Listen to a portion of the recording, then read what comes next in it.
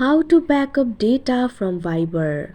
Open the Viber application. Tap on the more icon that you can see at bottom of your screen. Once you do that, you'll be led to your profile interface. Tap on the option Settings. You'll be able to access your settings over here. Tap on the option Account. Tap on the option Viber Backup. Once you do that, tap on the option Settings that you can see on the screen. You need to connect to a Google account. Tap on the Google account that you would like to use to backup. Tap on the option OK. Once you do that, you can see over here Google account will be connected to the Viber. You can tap on the option Include Photos and include videos if you want to include them. Tap on the option Backup Now.